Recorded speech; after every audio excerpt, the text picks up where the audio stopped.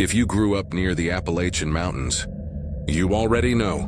Folks don't just make up stories out here, they remember them. I'd love to know, where are you tuning in from and what time is it right now? Drop it in the comments. It's wild how many of us are sitting in the dark, listening to the same story, scattered across different corners of the country. Hit the like button and subscribe.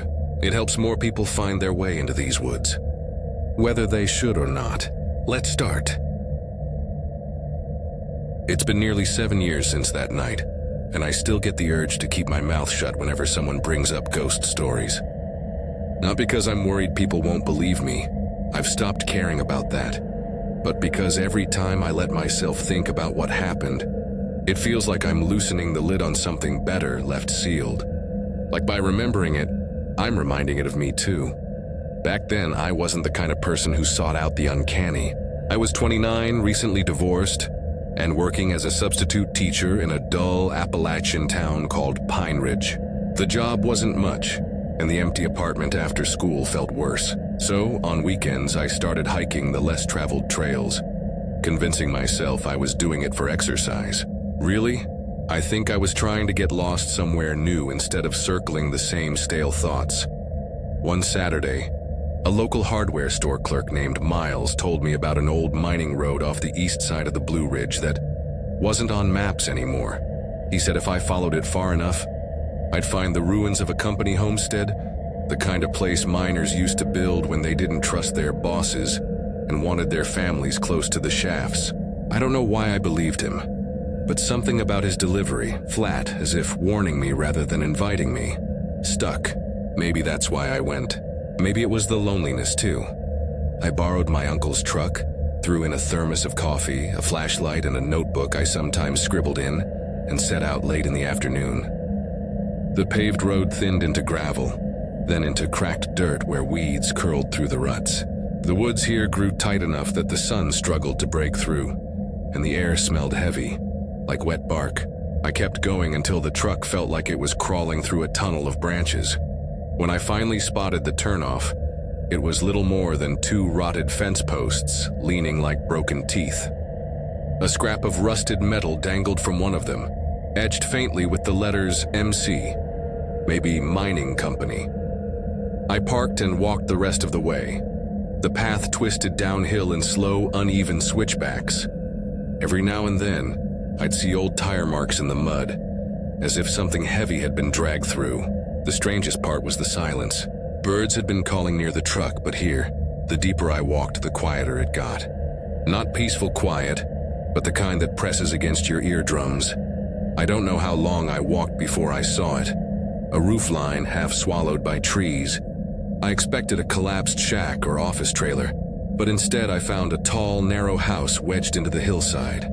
The wood had grayed to the color of ash, and the windows were gaping holes rimmed in jagged glass. No porch, no sign of a family ever tending it, just a structure clinging to the earth like a tick. My stomach told me to leave, but loneliness makes you do stupid things. I circled around the back until I found a door sagging on one hinge, grasped when I touched it, as though warning me away. Inside, the air smelled metallic like pennies left in water. My boots echoed softly on the warped floor, but the echoes felt stifled, as if the walls didn't want the sound spreading. The first thing I noticed was a chair, wooden, small, set perfectly upside down in the middle of the kitchen. Around it, shelves still held glass jars of preserves. Their insides had turned black like syrup left to rot. This wasn't an office.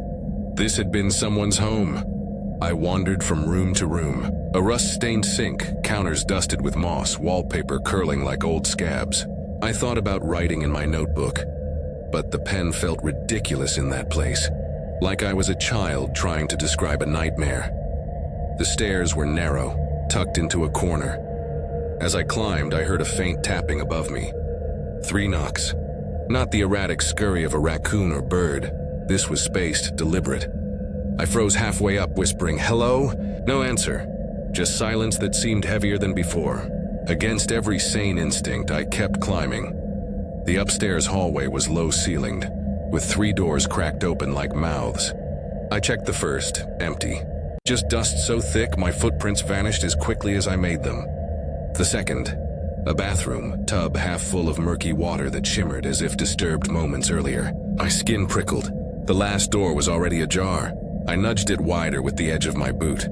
There she was. A woman stood in the far corner, pale dress hanging limp around her ankles. Her hair was a matted tangle that clung to her face, and her lips parted, as though she'd been about to speak but never finished. She didn't sway, didn't breathe, didn't even blink. Her eyes were fixed too wide, too still, as if she'd been carved out of wax. My throat closed. She took a step forward. Her bare feet made no sound. She didn't disturb the dust at all. I stumbled back into the hall, pulse hammering in my ears. The stairs were gone.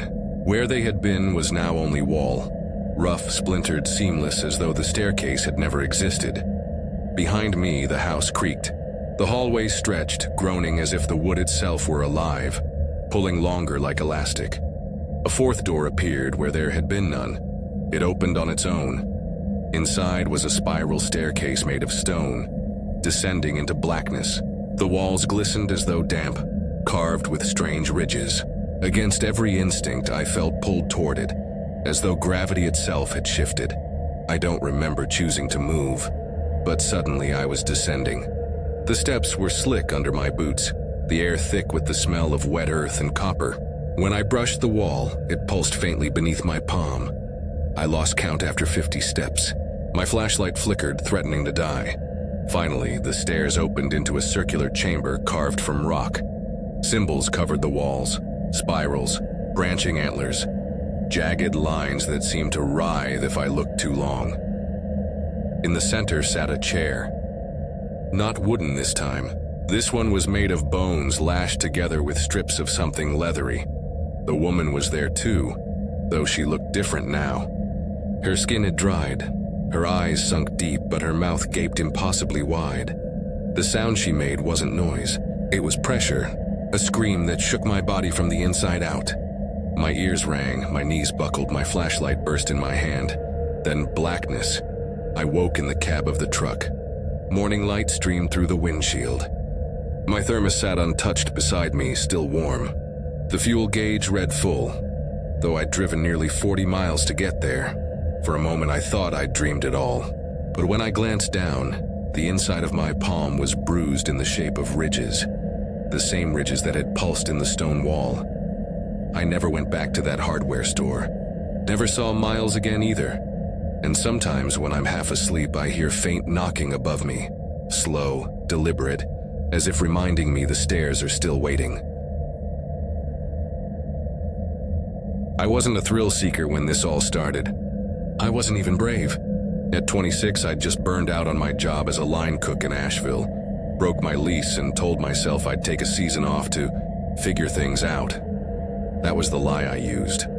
The truth was I was restless and broke, and when you're both, you start saying yes to things you normally wouldn't. That's how I ended up in Greenbrier, a speck of a town folded into the Kentucky side of the Appalachian ridges. My childhood friend Mason had offered me his couch when I called him one night after too many beers, slurring that I couldn't stand the smell of fryer grease on my skin anymore. He lived in an old clapboard house at the end of a lane where the asphalt gave up, and trees leaned in like gossiping neighbors. It wasn't much, but it beat waking up in a car. Mason had a strange hobby.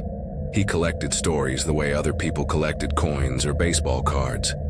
Not just ghost stories, but things whispered in diners, half remembered by old miners at the VFW, or jotted on yellowed papers he scavenged from town archives. He kept them in a battered red ledger, warped from water damage and thick with taped-in photographs. He never said why he kept it, just called it the book. On my second week there, he waited until we'd each finished off 2 cans of cheap beer, then flipped to a page with a blurred photo. A church stood crooked against a tangle of trees, its steeple broken like a snapped finger.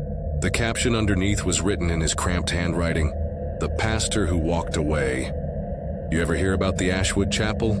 he asked, grinning like he already knew the answer. I shook my head. Back in 1982, right in the middle of a Sunday service, the preacher stopped his sermon mid-sentence, closed his Bible, and walked straight down the aisle, out the doors. Never came back. Whole congregation sat there waiting. Thought maybe he'd stepped out to be sick. Hours passed. They never saw him again. Sheriff organized a search. Dogs tracked him as far as the ridge. Then nothing. Folks said the church cursed anyone who lingered after sundown. They shut the place up a year later. Now nobody admits it's even there. I laughed because it sounded like nonsense. But Mason didn't laugh. He tapped the ledger with his finger.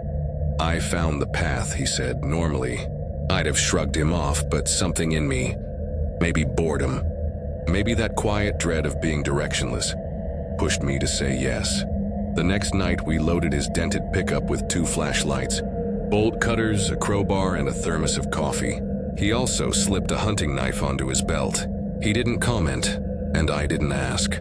We drove past the gas station where the pumps were covered in trash bags, past fields where barns slouched into the weeds, until the road narrowed to little more than dirt. He parked behind the husk of a collapsed grain silo, just a skeleton of rusted rings left standing. The hike was brutal, briars snagging our jeans, branches clawing at our faces. The night pressed in thick. No crickets, no owls, just our boots and our breath. After maybe 20 minutes, I saw it through the trees, a church half buried under vines. The steeple broken off and leaning against the side like a drunk passed out against a wall. It should have looked abandoned. Instead, it looked like something had been dragged deep into the woods and left to rot. The double doors were chained, but Mason snipped the lock like it was made of clay. The hinges groaned as we shoved inside. The air stopped me cold. Not moldy, not musty. Emptier, like a vacuum where sound and warmth should have been. My light fell across pews warped inward, sagging toward the pulpit like they'd been tugged by invisible hands. Dust hung in the air, but it didn't move, not even when we stepped through it. Mason strode up the aisle as if he'd been here before, knelt at the altar, and pulled back a moth-eaten rug. Underneath was a trapdoor, the wood swollen but intact. No one builds a cellar under a church, I muttered. He only grinned. Storm shelter. Or something else. The hinges screamed when he pried it open. A stale current sighed up from the black below. My ears popped, like the pressure had shifted. We climbed down. The staircase spiraled sharply, boards giving way to raw stone as we descended. My flashlight illuminated little more than a narrow cone, catching gouges in the wall, long scratch marks that overlapped in frenzied arcs. My stomach nodded. At the bottom, the chamber opened into a circle, maybe 20 feet across. Gravel crunched underfoot, damp soil breathing a faint metallic stink. Across the far wall stood a slab of stone, seamless, smooth, wrong. No hinges, no handle, just a single faint seam that ran from floor to ceiling, as if the wall itself had been poured into place. Beside it slumped a figure. I thought at first it was a pile of rags, until the beam caught bone. A skeleton draped in rotted cloth, ribs collapsed inward as though crushed. The skull bore a hairline crack that ran from brow to jaw. One hand was missing entirely. Holy hell, I whispered. Mason stepped closer, his flashlight jittering. Then the stone door shifted only an inch. Enough to breathe, a thin draft whispered out, dry and heavy. The smell wasn't rot, wasn't mold. It was absence. Like opening a tomb. Mason, don't... He ignored me, drawn forward as though pulled by a string. His hand rose. The slab parted another inch. From the dark beyond, something stirred. It stepped forward and I felt every muscle in my body lock. Its frame was wrong. Shoulders too broad, torso too long, skin stretched and sagging like melted wax. Where eyes should have been were sockets as hollow as caves. Its head snapped toward us. No pause, no transition. One moment still, the next it was looking straight at me. I ran. Mason's boots thundered behind mine, his breath breaking in ragged gasps. We crashed up the stairs, the chamber below groaning like something had woken. As we reached the church floor, the trapdoor slammed shut, with a force that rattled the walls. We didn't speak, didn't dare. Back at the house, he locked every door and window, even shoved a chair under his bedroom knob. I sat on the couch with my flashlight clutched in my lap like a weapon. Neither of us slept. At dawn, he cooked eggs he never touched. When I finally asked, "Did you see it?" he only nodded. "I don't think it can leave," he whispered. But it saw us. After that, Mason changed. The ledger stayed shut except for one page. The church was circled in thick black ink. The only time I'd seen him use that color. Beneath it, he'd written 3 words. It remembers faces. 2 weeks later, Mason disappeared. His truck gone, his room stripped bare. No note, no call. Just the ledger left open on the kitchen table. Turned to that page. I tried the sheriff. They humored me, asked if he drank, if he'd run off. When I mentioned the chapel, they laughed. Said there hadn't been a service in Greenbrier for 40 years. I swore I'd never go back. But a week after he vanished, guilt gnawed at me until I caved. I hiked alone. The trail felt shorter this time, as though the woods wanted me back. The church still hunched there, but the doors were sealed with a brand new lock. Someone else had chained it up. I cut it anyway. Inside, the pews were gone. The air still dead, still dry. The trapdoor yawned at the front. I forced myself to descend. But the stairs didn't spiral anymore. They led only to a square dirt room, bare as a cellar, silent as a grave. No gouges, no slab, no skeleton, just nothing. I bolted, packed my bag that night and left Greenbrier for good. It's been years, but sometimes when I'm trying to sleep, I hear faint knocking under the floorboards. Always 3 raps, slow, measured, like it's reminding me it hasn't forgotten. My name's Nathaniel, though most people just call me Nate, and I was 34 the year I made the worst decision of my life. I wasn't looking for thrills or internet clout. I wasn't even a filmmaker. I was a history teacher who'd just taken unpaid leave after a messy divorce and a panic attack in front of my students. My therapist told me to find something grounding. I thought maybe that meant walking, hiking, seeing the country beyond the classroom walls. That's how I found myself in Harlan County, Kentucky, drifting from one cheap motel to the next, with too much time and too little sense. Appalachia has a way of making you feel small, like the ridges are alive and watching. I told myself I was there for the scenery, but really, I was looking for something to pull me out of myself. One evening, in a diner that still had a cigarette machine bolted to the wall, I struck up conversation with a man named Travis. He was wiry, maybe in his 50s, with the kind of eyes that always seemed half amused at some private joke. He asked what brought me through, and when I told him I liked walking abandoned roads, he leaned in. "You ever hear of the Grayfield settlement?" I shook my head. He smiled, showing a row of uneven teeth. "Most don't, wasn't on maps long.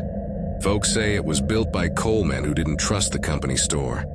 Whole row of houses, their own chapel, even a doctor's shack. But one winter they all up and left. Left food on the tables, fires still smoldering. No one knows why. State says it was starvation, but people around here whisper about the spirals." "Spirals?" I asked.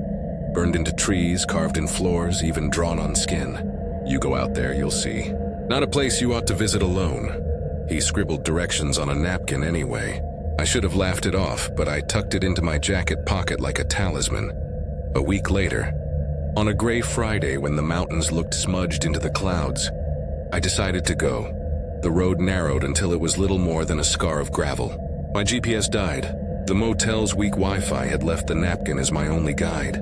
Eventually, I parked in a clearing where the dirt road ended in weeds taller than the hood. According to the sketch, the settlement was 1.5 miles in. The trail wasn't much, just a suggestion of a path. Saplings clawed at my sleeves. The air smelled of rain even though the sky hadn't opened yet. About halfway in, I saw a mailbox nailed sideways to a tree, the number plate rusted over. Someone had gouged a spiral into the metal, deep enough to warp the shape. I kept walking. Soon I passed 2 stone pillars, half collapsed, flanking what must have once been an entrance. Rusted lengths of fence snaked through the brush. Beyond that, the woods opened slightly and I saw them. Houses hunched in a crooked line. 6 in total, though one had fallen entirely into itself. They leaned together like conspirators, their roofs sagging, windows black and hollow. The first house I entered had walls plastered in newspapers. They weren't tacked. They were glued, layered so thick it looked like scales. Some pages were brittle and yellow, others crisp as if printed yesterday. Dates made no sense. A headline from the 40s overlapped with a car ad from 2008. Birth announcements sat beside wartime obituaries. Some had brown stains seeping into the edges. The smell wasn't rot or mildew. It was absence. Blank, like the house had no scent at all. I whispered without meaning to. "What the hell is this?" Something creaked upstairs. A single step. My chest went tight. I stared up the stairwell, breath held. Nothing followed. The silence after was heavier than the sound itself. I backed out, refusing to turn my back on it until I was outside.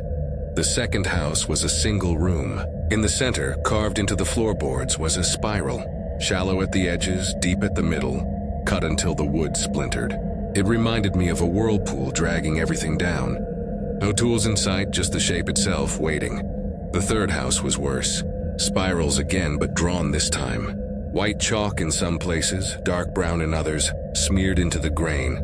The markings overlapped, layers upon layers, until the walls were alive with them.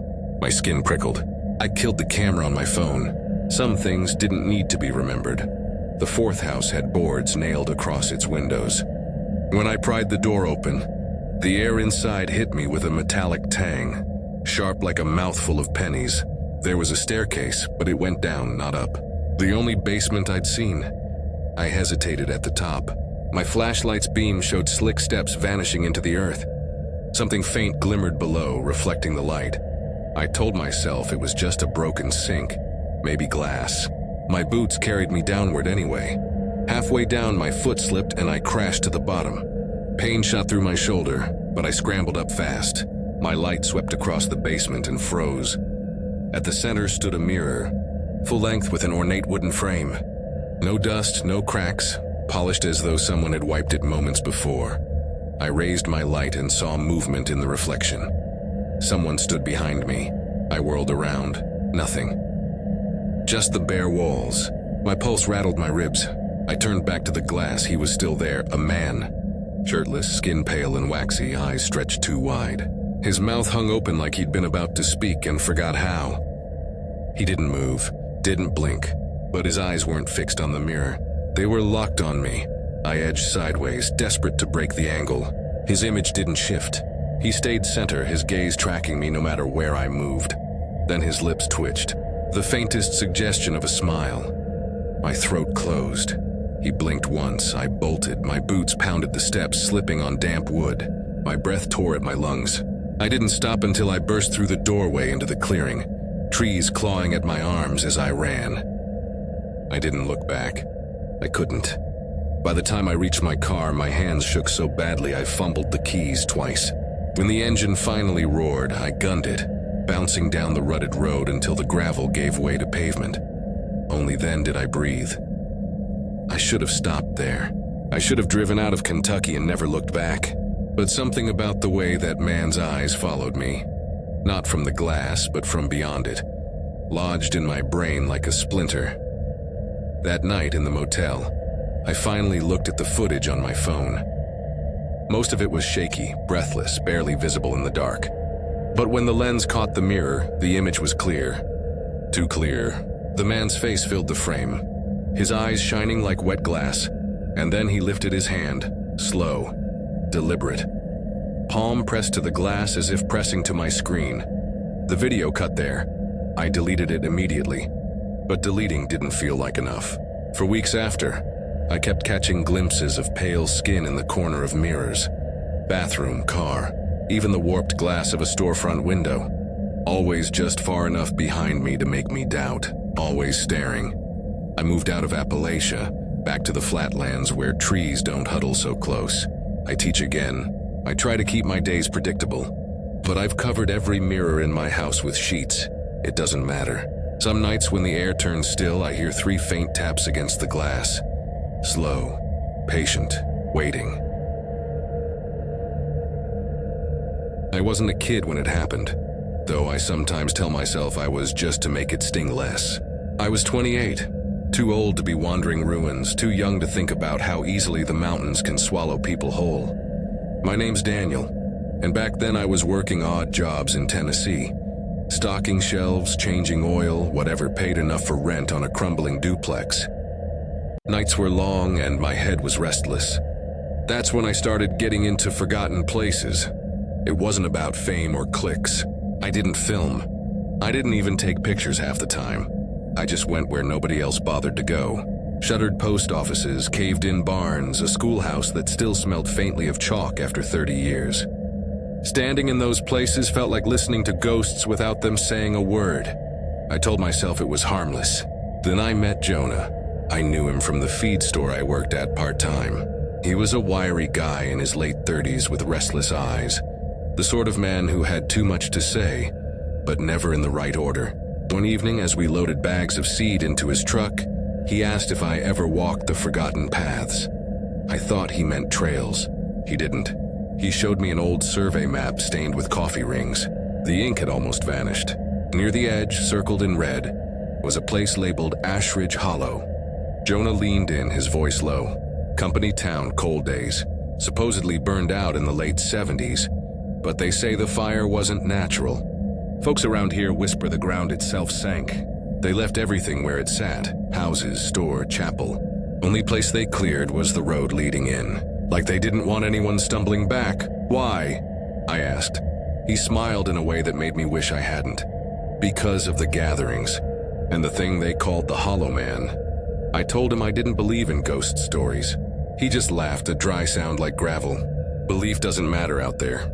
I should have ignored him. Instead, a week later, I let him talk me into going. We drove past midnight, his battered Bronco shuddering on narrow switchbacks. Fog clung low, making the beams of the headlights look like they were cutting through milk. Around 1 a.m, the road gave out at a barricade of rusted fencing.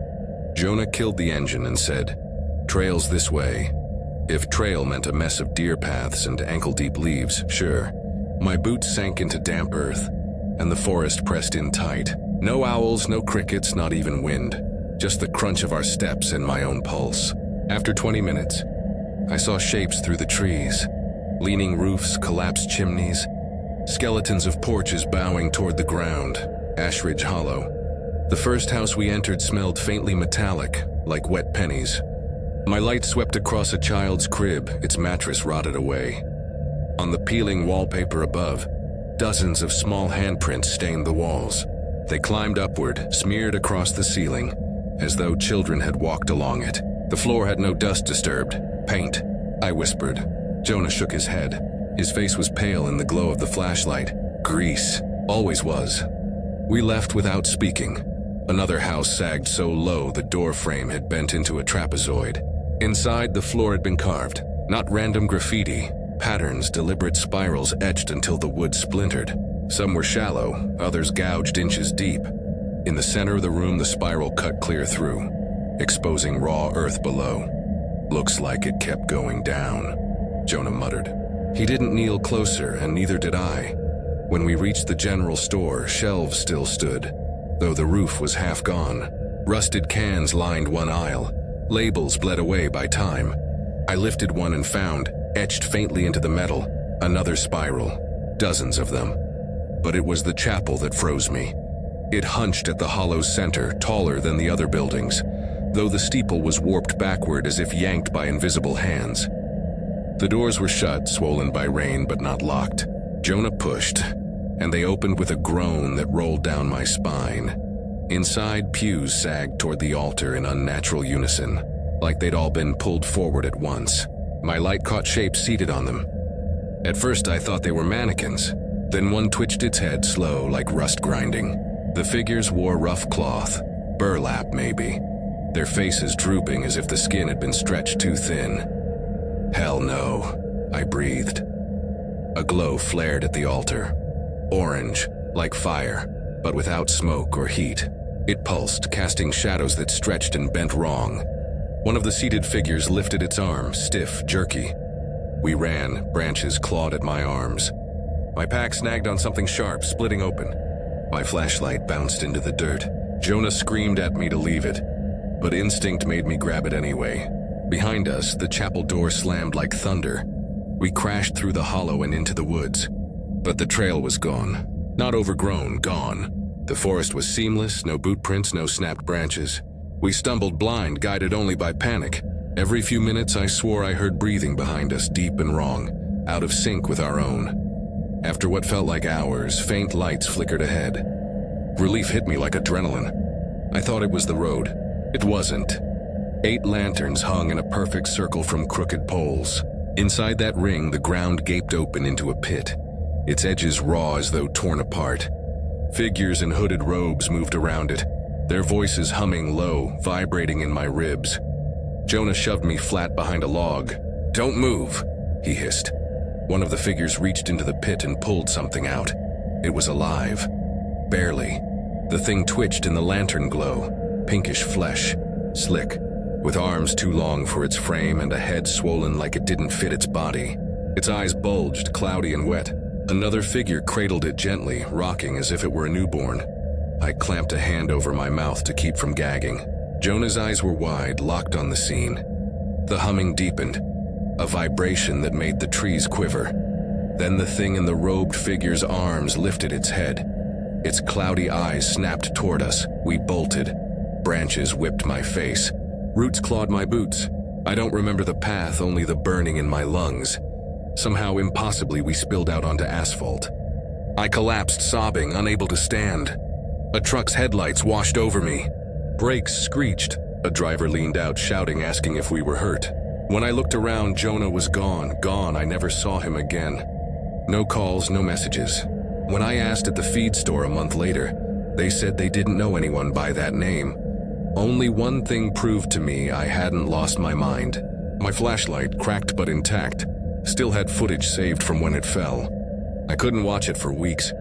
When I did, the recording showed the chapel, its windows glowing orange. Figures hunched in the pews. And then for a second before the video cut to black, the lens caught me in frame. I was looking into it, panic on my face. Behind me was something tall. Its arms dangled too long, moving like strings pulled by a puppeteer. Where a chest should have been were eyes, dozens of them, all wet and watching. I threw the flashlight into the river the next day. But it didn't matter, because sometimes, when I wake in the dark, I feel the weight of those eyes pressing on me, not from the corners of the room, from inside, as if they're waiting for me to sit in a pew that was never empty. My name is Aaron, and I was 25 the summer it happened. Back then I was stuck in a rut I didn't know how to climb out of. I dropped out of college a year earlier, moved back to my hometown in eastern Kentucky, and picked up a job delivering furniture. The pay was fine, but the days bled into each other until everything felt gray. My friends Hannah and Cole were about the only reason I wasn't drowning in boredom. We'd known each other since high school, and all three of us had the same restless itch. We weren't daredevils or adrenaline junkies. We just hated the idea of weekends melting away in the same bars, the same diners, listening to the same conversations. So when Cole suggested we start looking for forgotten places, I said yes without thinking. It started small. An abandoned feed store outside town. A rusted water tower you could climb if you didn't mind tetanus. An old elementary school that had been gutted by fire. None of it was spectacular, but there was a charge to standing in spaces everyone else had already given up on, like trespassing into time itself. Cole got hooked the fastest. He stayed up late scrolling forums that hadn't been updated in years, finding old survey maps, pestering locals with questions. One night he sent us a grainy screenshot from some dead thread. It was barely legible, but the caption made my stomach tighten. Hartford Sanatorium ruins. Western wing collapsed. Sublevels still intact. Do not enter after dark. We laughed at that last part. Every abandoned place story had some corny warning tacked on. Bring salt. Don't whistle. Never go alone. We figured it was all part of the theater. But Cole's eyes lit up like he'd just uncovered buried treasure. It's in Laurel Valley, he told us. Back in the 40s, they built it as a psychiatric ward for miners after the collapse. Town records say it burned down in '78. Nobody ever rebuilt. It's not even on maps anymore. Against our better judgment, we agreed to go. We left early on a Saturday, the sun still climbing. The drive wound us deeper into the mountains until the radio turned to static, and the gas stations looked frozen in time. One old man pumping fuel just stared at us as though he already knew where we were headed. By noon, GPS quit. Cole unfolded a survey map he'd printed from some archive. He pointed to a dotted service road and grinned. We'll park here and hike the rest. When the gravel turned into weeds, we ditched the car and set off on foot. The forest swallowed the trail in minutes. Roots twisted across the ground like veins. The air smelled damp, earthy, but then shifted. sour like chemical runoff. We knew we were close. The sanatorium appeared suddenly, crouched in a hollow between ridges as if the land itself had tried to hide it. The left wing had collapsed into a tangle of beams and rusted pipes, ribs of the building jutting skyward. The central structure still stood, windows coated in grime, the doorway yawning like a throat. Cole went first, of course. Hannah and I followed, our boots crunching broken glass. Inside, the light changed, greenish, filtered through moss and filth on the windows. The silence was wrong, not restful, expectant. Water dripped somewhere in the distance, an irregular tap, tap, tap. The hallway stretched ahead, tiles warped and cracked, paint on the walls bubbled outward like dried skin. Hannah raised her phone to take a picture. When she looked at the gallery, her face drained. "Look," she whispered. Every photo was warped, stretched sideways like the building itself had twisted mid-shot. One image looked like a double exposure, two versions of the same hallway overlapping. "Phone's busted," I muttered, though I didn't believe it. She stopped taking pictures. We moved deeper. The place still clung to fragments of itself. An exam table with leather split open like a wound. Cabinets lined with empty vials. A nurse's station with a paper cup fossilized around the remains of a dead plant. I found a folder of medical charts. The ink blurred into illegible stains. Then we saw the wheelchair. It was bolted to the center of a room facing the corner. Behind it, the wall was scarred with long, thin gouges repeating in the same direction, as though someone had dragged their nails down over and over until the plaster gave way. Hannah raised her phone again, but the flash revealed a mirror hanging crooked above the sink. Her breath caught. She lowered the phone slowly. "What did you see?" I asked. She shook her head, lips pressed tight, and backed away. We found a sloping corridor at the far end of the main hall. The paint above the door had flaked away, but the red letters still clung faintly. "Sub-level access.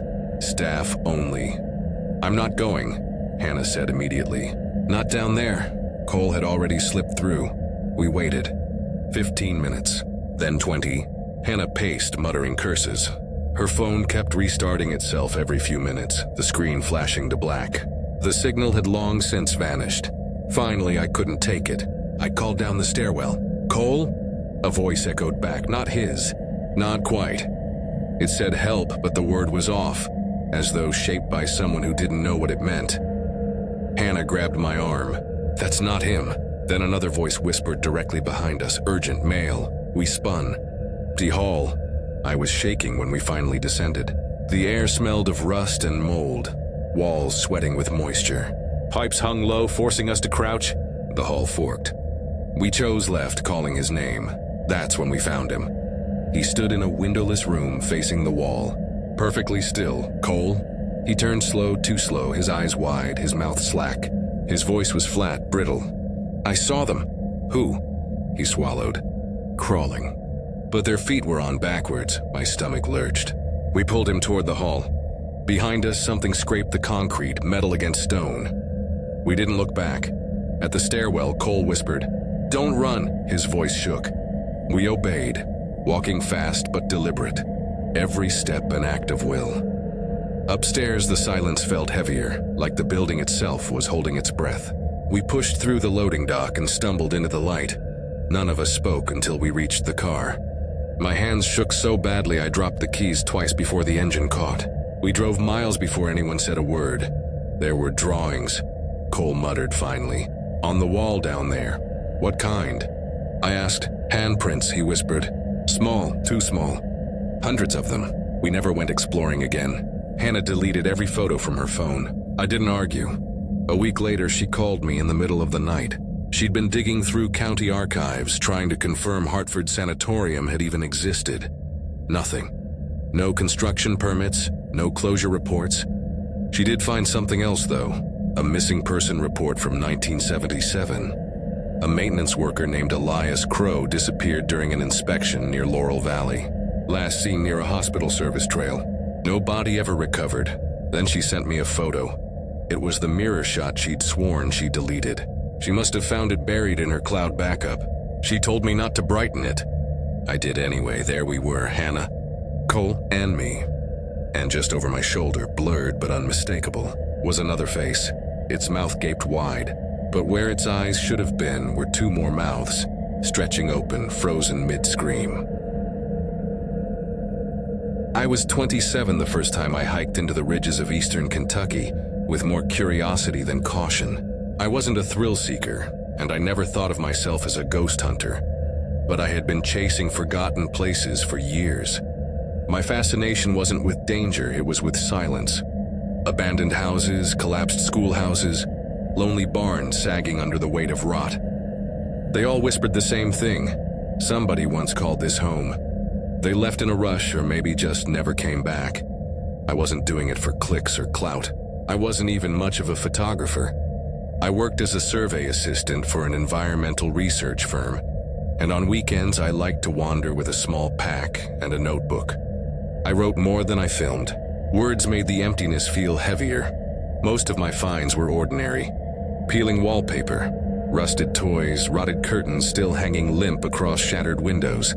But every now and then I'd step into a place where it felt like the clock had quit halfway through a day and never restarted. Those were the places that got under my skin.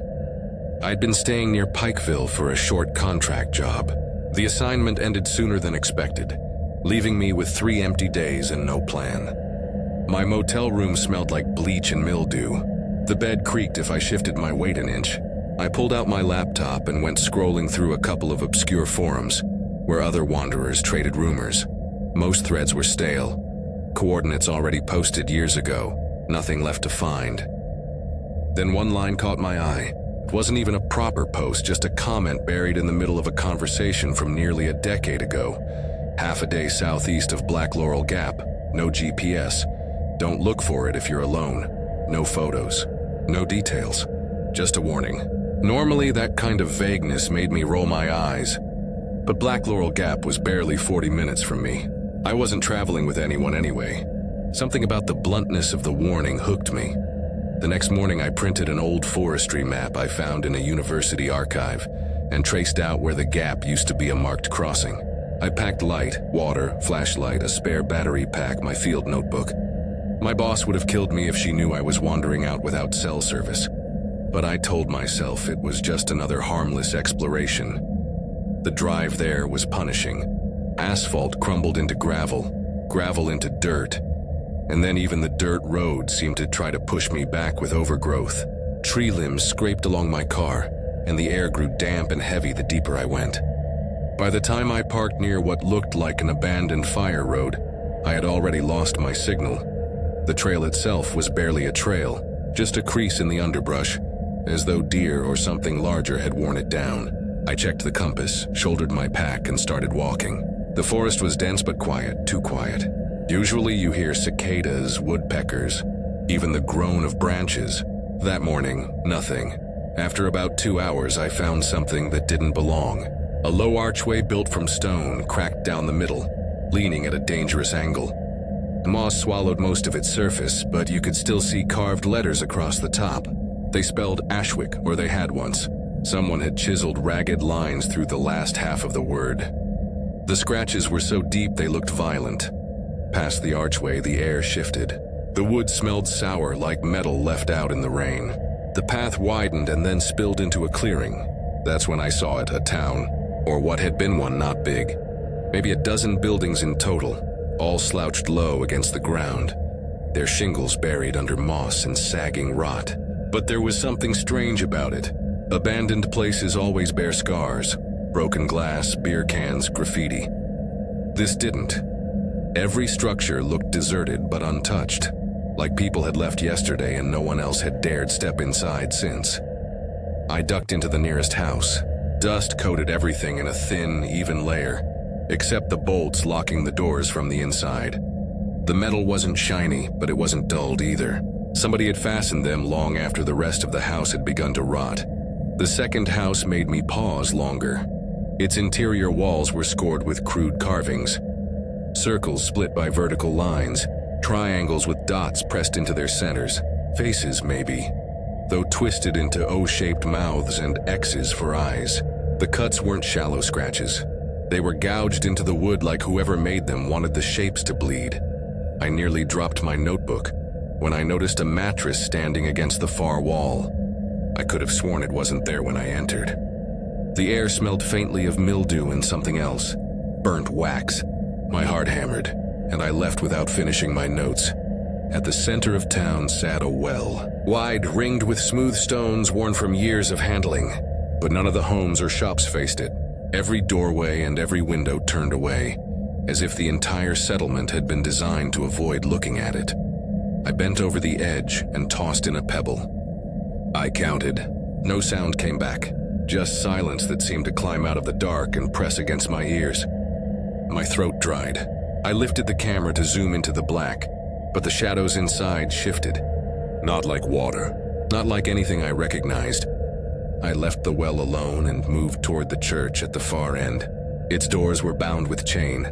I circled around and found a narrow window cracked open just enough to squeeze through. Inside, the air was stale and dry. Pews stood in neat rows, dust blanketing their surfaces. Candles crowded the altar. Stubs of wax hardened in place as if they'd been extinguished only yesterday. But there was no cross. Instead, looming above the pulpit was a crude wooden figure, faceless, its head bowed, its chest hacked through with dozens of knife strokes. It wasn't a symbol of worship. It was a warning. Behind the pulpit lay a square hatch, rope ladder dangling into a crawl space below. I killed my light for a moment. Orange flickers glowed far beneath, steady as candle flames. I couldn't hear a thing, but I knew without knowing that someone, or something, was waiting in that pit. I turned to leave. My flashlight was no longer in my hand. My skin went cold. I spotted it across the room, balanced perfectly in the statue's arms as if it were an offering. I grabbed it and scrambled out through the window. By then, fog had pooled thick across the clearing. The ridge I'd come down from was gone, swallowed in white, and the woods had gone silent in a way that felt wrong, as though even the trees were holding their breath. When I passed the well again, it had changed. A rusted iron cover sealed it now, padlocked shut. The lock gleamed, polished as if fresh hands had fastened it minutes ago. I ducked into another house, desperate for bearings. But the inside was different than before. A table sat in the center, 2 plates set neatly across from one another, a single candle burning low between them.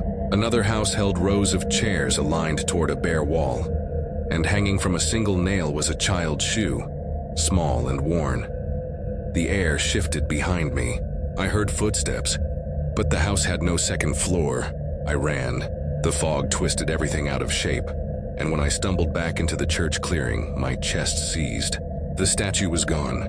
The hatch was sealed. On the back wall, fresh gouges spelled out my name over and over, cut so deep the wood curled like shavings.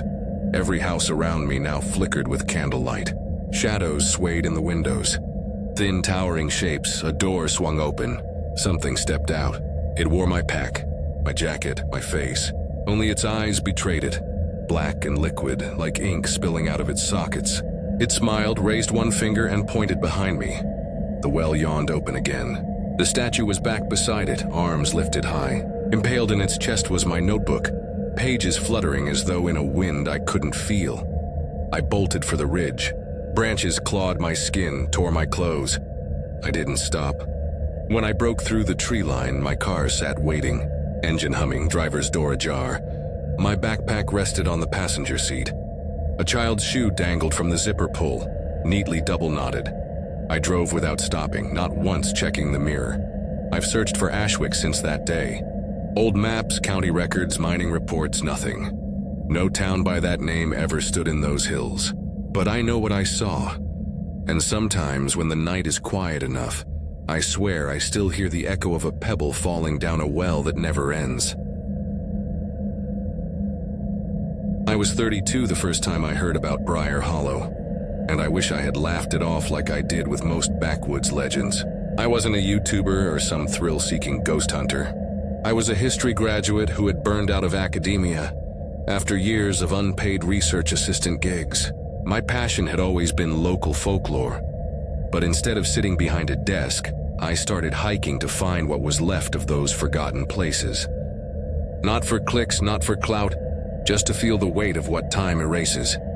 That fall, I took a solo trip into the western edge of Virginia, a stretch of ridges where coal towns rose and fell, and then slipped into obscurity.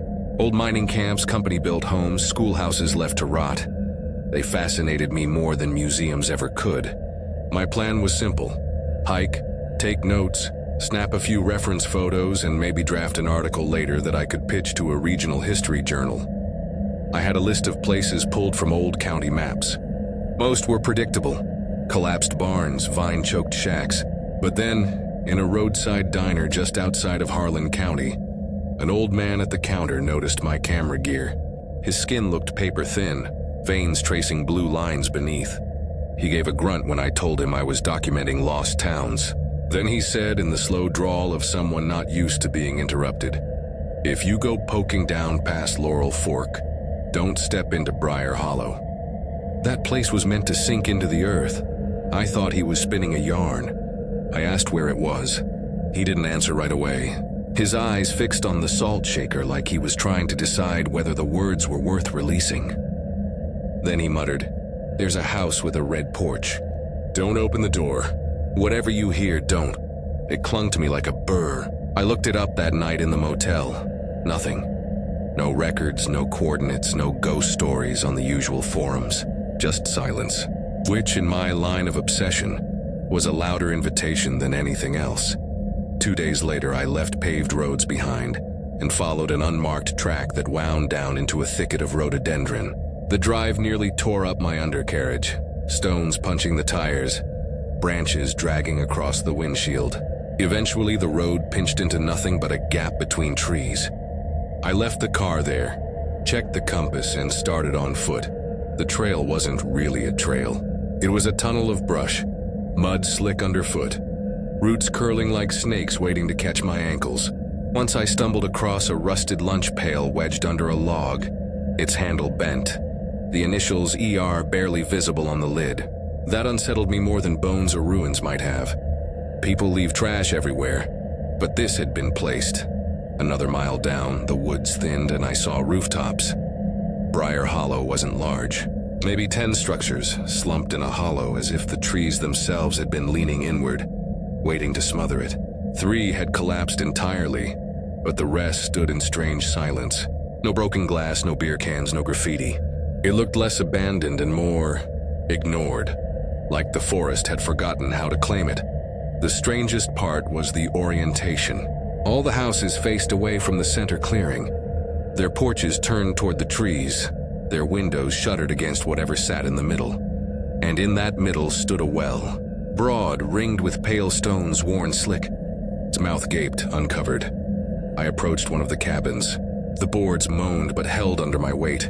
Inside, the air was damp and metallic, like old pennies pressed against the tongue. Furniture sat where it belonged, rocking chair by the hearth, iron bed frame against the wall, but every framed photograph had been mutilated. Faces scratched out with jagged lines deep enough to cut through the paper. In the kitchen, 2 cloudy jars remained sealed on a shelf. One held what looked like bone fragments too small for me to identify. The other cradled something curled like a pale, eyeless snake. I snapped the lid shut and backed out. From upstairs came a dragging noise, slow, deliberate. I froze. The sound stopped. My voice cracked when I called, "Hello?" expecting maybe a raccoon. Silence.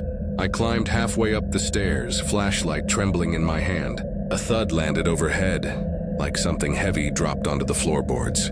My beam flickered once, steadied. The top hallway ended in 3 doors. 2 hung open, rooms bare and rotting. The third was closed, claw marks etched into the wood low to the ground. My chest tightened. Against better judgment, I turned the knob. The room inside was windowless. Its walls were covered floor to ceiling with dolls.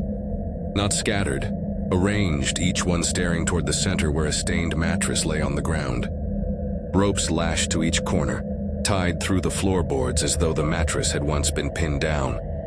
On the wall above it, in crooked capitals scratched into the wood, were 3 words: "Keep her quiet."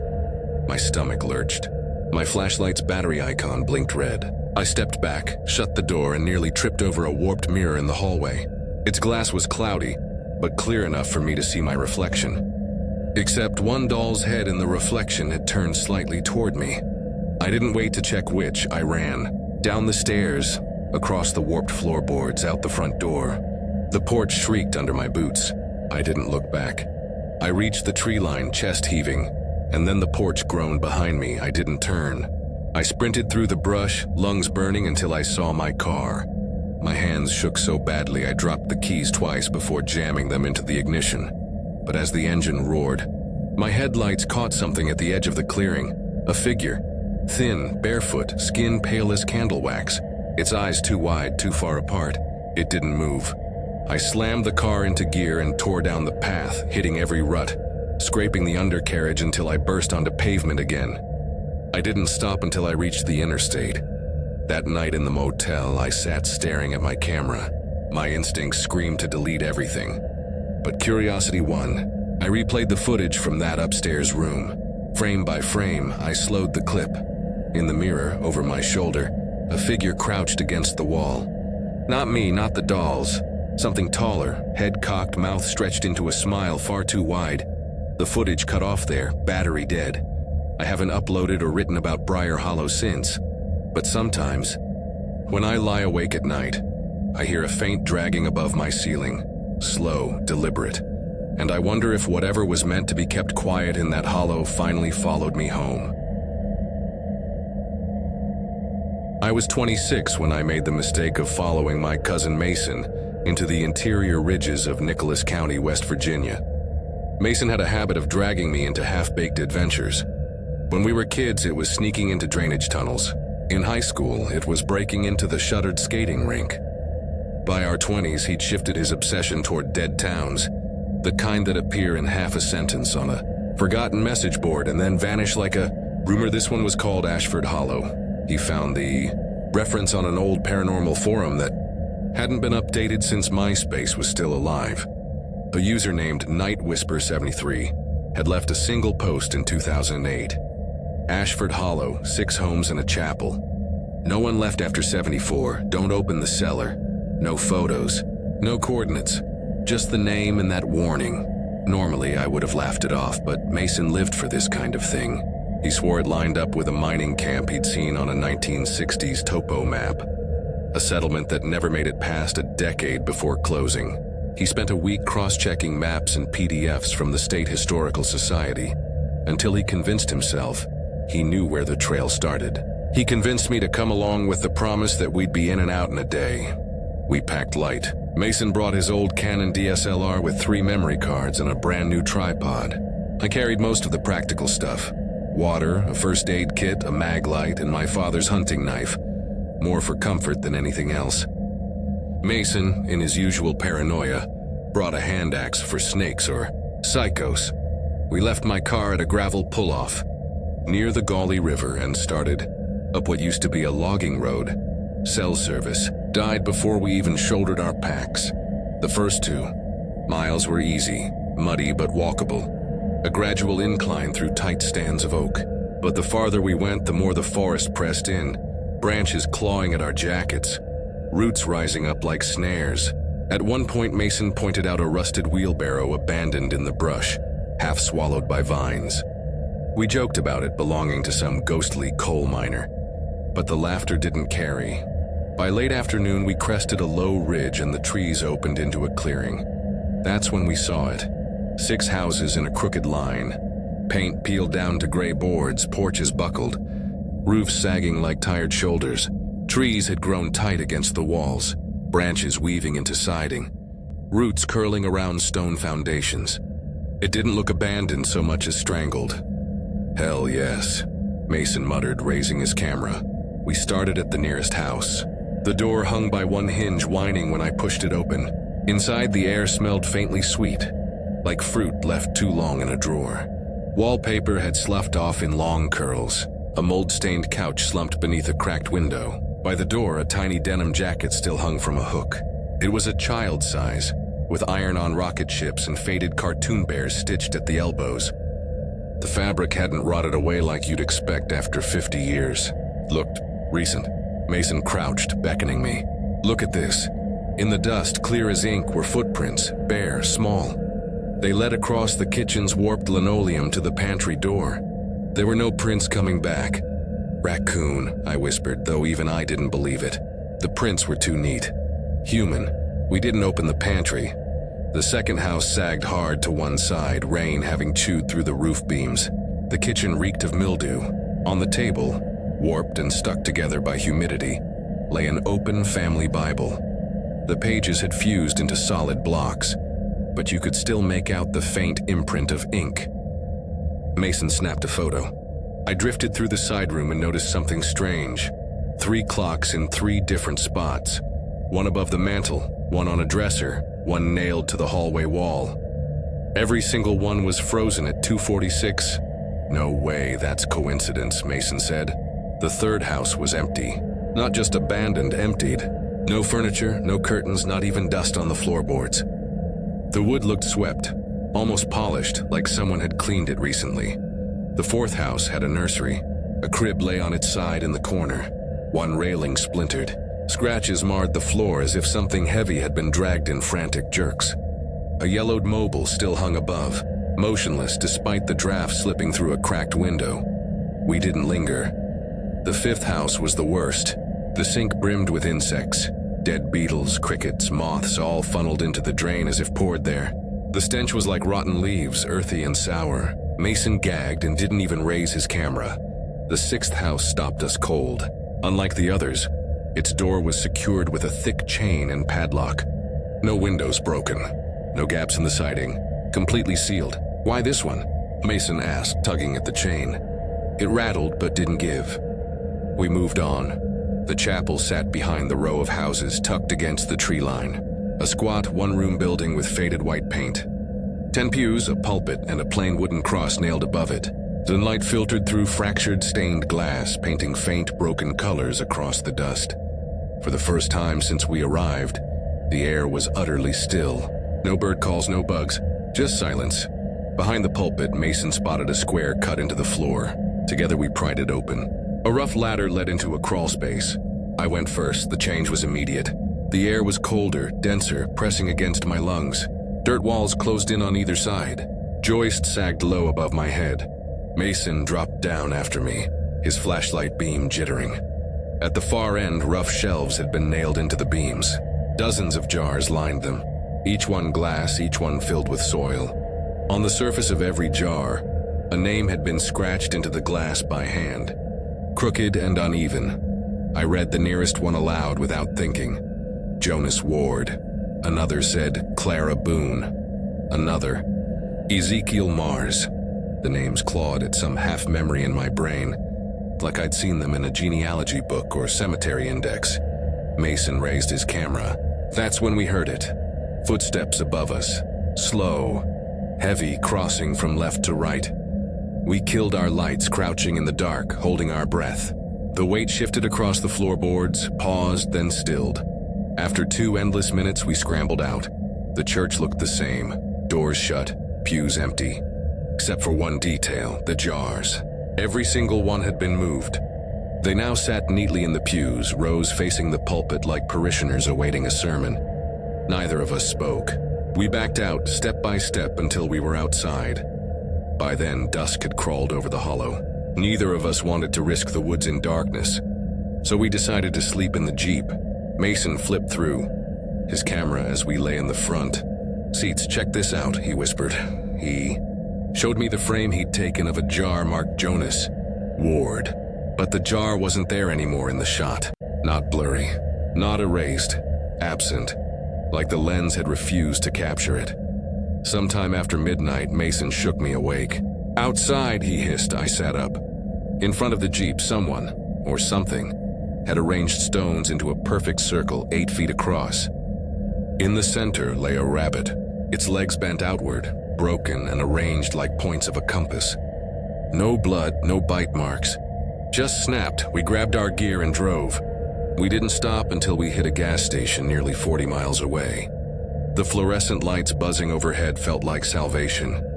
Later that night, Mason texted me a link. It was a black and white photo pulled from some digital archive.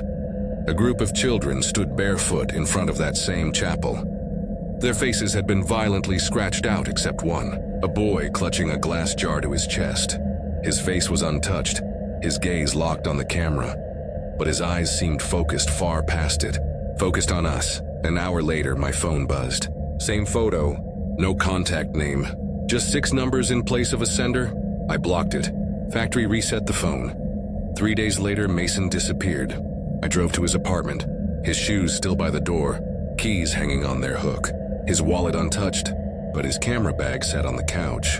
The SD card was missing. The battery jammed in backward and snapped in half like someone had tried to kill it. The last photo that Otto uploaded to his cloud storage was a selfie. Mason in his room, his face drawn, eyes bloodshot. Black streaks ran down his cheeks like tears of ink. In the mirror behind him, a shape loomed. It was taller than the ceiling should allow, its head round and swollen, featureless except for 2 pale circles burning where eyes should have been. In its hands, it held a jar. That was the last trace of Mason anyone saw. Police filed a missing persons report. No signs of struggle, no break-in, nothing to chase. I quit exploring after that. Deleted every map pin we'd saved. Burned the notebook where we'd sketched routes.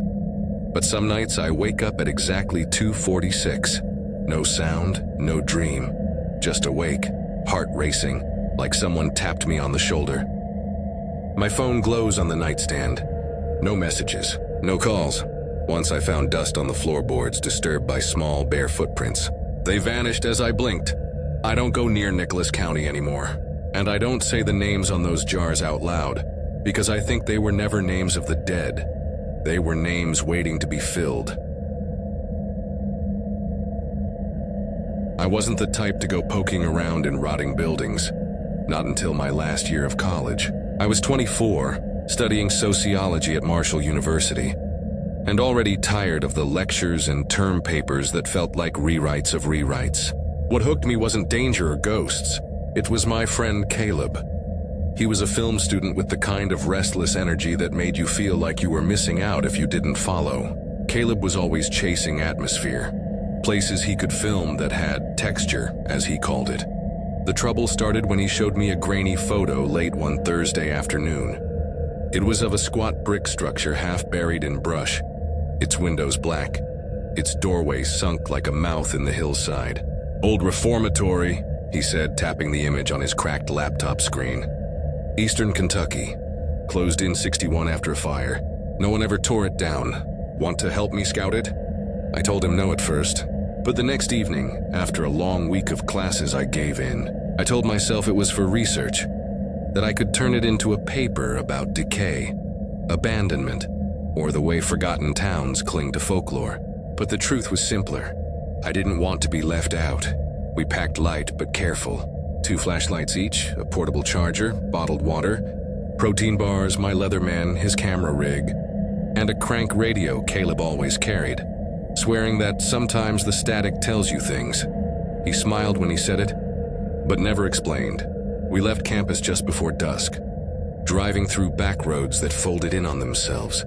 Asphalt turned to gravel, then to dirt so rutted we had to park in a clearing and walk the last mile. By the time we started up the overgrown path, the woods had gone oddly quiet. Even the cicadas, always screaming in August, had muted themselves. The building emerged like a wound in the trees, bigger than I expected. 3 stories high, brick eaten through with ivy, moss layered thick across its face. The lower windows weren't smashed. They were sealed by decades of grime. A rusted drain pipe sagged off the side like a snapped limb. "Place looks alive," Caleb muttered, eyes gleaming as he set up his tripod. The front entrance had collapsed long ago, so we circled to a side door hanging ajar. The smell hit first, wet concrete, mold, and something sharper underneath, metallic like blood left too long in a drain. Inside, silence pressed heavy. Our boots scraped glass and broken tile. Graffiti covered the walls in layers, bright tags already faded by damp. Rusted bed frames leaned against cracked plaster. Filing cabinets lay gutted in corners. It was the sort of place you expect teenagers to have trashed, yet there were stretches too intact, as though something had stopped time. We moved slowly through the first floor. My flashlight beam cut through dust motes, catching glimpses of ruined journals, shattered desks, a tangle of mattresses rotted down to wire. Caleb filmed every angle, his whisper into the mic crisp in the stillness. The metal staircase groaned when we climbed, but it held. On the second floor, the atmosphere changed. The air smelled different, ozone and iron, the way the air tastes right before lightning splits the sky. I swallowed against the sharpness and felt my throat tighten. "You feel that?" I asked. Caleb just nodded, his camera still rolling. The hallway stretched long, lined with doors bent inward like ribs. One frame was gouged low, 4 deep scratches raked across it. I bent down, fingers brushing the grooves.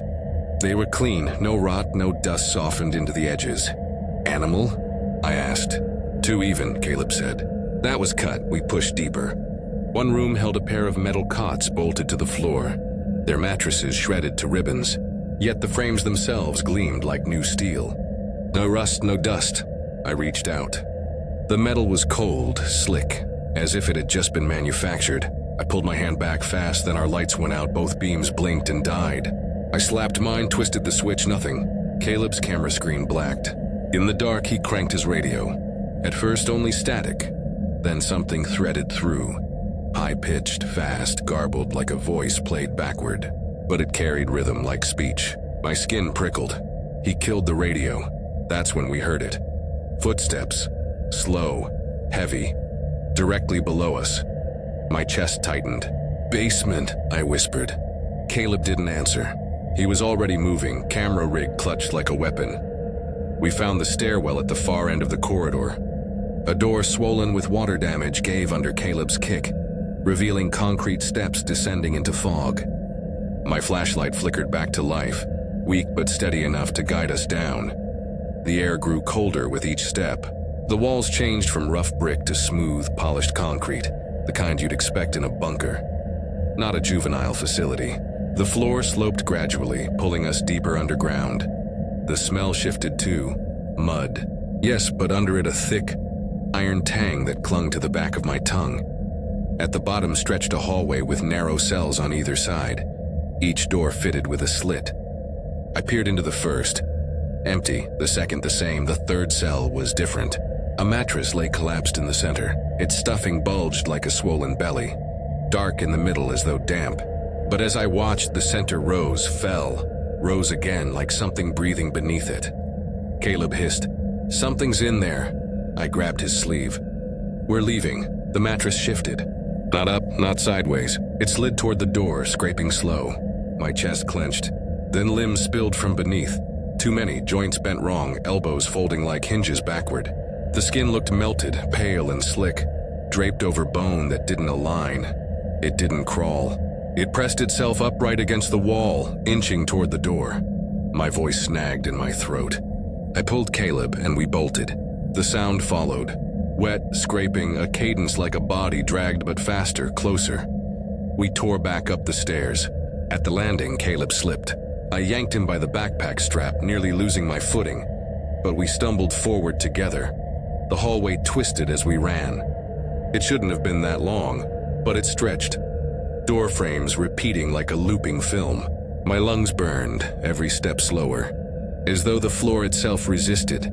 Then a voice slithered out of the dark. Low, drawn out. One word. Stay. We didn't. We burst through the side door into the night, collapsing into the dirt. My flashlight caught only trees, the road swallowed in fog.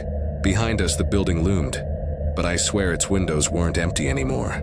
Pale shapes pressed against the glass, watching. We ran until the forest spat us back onto the gravel road. We didn't speak until we reached my car. Even then, words felt fragile. Caleb finally broke the silence, whispering. It wasn't breathing. It was copying us. I drove until sunrise. The next day, I tried to find the pin Caleb had sent me. It was gone. The map showed nothing but forest. No road, no clearing, no building outline. Just flat green. A week later, Caleb vanished. His apartment was locked, his car still parked out front. Inside, his camera bag sat on the couch, but the SD card had been shattered, jammed into the charger port as if someone, or something, had tried to kill it. The last photo auto-uploaded to his cloud showed Caleb in his bedroom mirror. His eyes were bloodshot, streaks of black running down his cheeks like tears. Behind him, reflected in the glass, a figure hunched. Its body wrong, limbs bent like the thing we'd seen, but its head was his. Since then, I wake in the middle of the night, not at random, but at the same time. 3:11. No dreams. No noise. Just awake, my skin crawling as if someone leaned close and whispered in my ear. I've stopped exploring. I avoid back roads, burned the maps we marked. But sometimes I hear static when I try to sleep. Faint at first, then sharper, like a voice clipped and reversed. I don't own a radio, and every time I hear it, the same word bleeds through the static, stretched and low. A command that's not quite human. Stay.